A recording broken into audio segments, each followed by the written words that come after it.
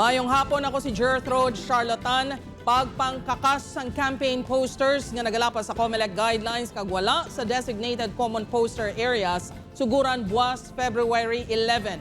Si Zen Kilantang Sasa nakatutok live sa Barangay Kubay, Haro, Iloilo City. Zen?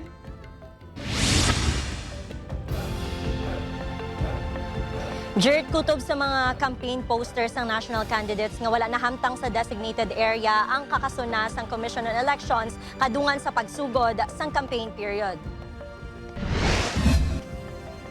Umpisa buwas February 11 magapangkakas na ang Commission on Elections sang campaign materials sang senatorial bets kag party list groups nga nagalapas sa takos kag wala na pahamtang sa designated common poster areas. Inang kadungan sa pag-umpisa sa campaign period sa national candidates. Diri sa Iloilo City, porsyon sa mga public plaza ang gindesignar nga mangin common poster areas. Isa sa mga ini ang plaza sa Mandurriao. Sang Biyernes, nagpangmarka na sa mga designated common poster areas ang COMELEC Iloilo City. Isa lang ka poster kada kandidato ang pahanugutan nga may takos 2 by 3 feet. Mahimo naman sila nga makatakod sang campaign materials sa mga pribado nga lugar depende kung mapahanugutan sa mga tag-iya. Ginadumilian ang pagtakod sa mga poster sa mga kahoy, poste, footbridges kag sa public places. Subong man ang pagbutang sang campaign materials sa mga ginakabig government property pareho sa mga barangay hall, daycare center, building kag gym. Sa tion nga madakpan, magkita naton, pwede naton maaresto.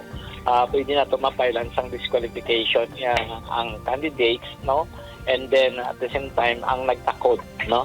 Sining illegally posted nga mga campaign posters. Samtang ginpaidalom naman sa 3 kaadlaw nga training ang election officers sa Western Visayas agud handaan ang midterm elections sa May 12, 2025. Ang mga ini ang magatrain man sa mga miyembro sang Electoral Board ilabi na nga bag-o nga makina ang pagagamiton. Ang next nga i-train is ang DESO Technical Assistance, no? Sila ni siya by next week. Ang aton yang Electoral Board member from March 1 to 31 sini.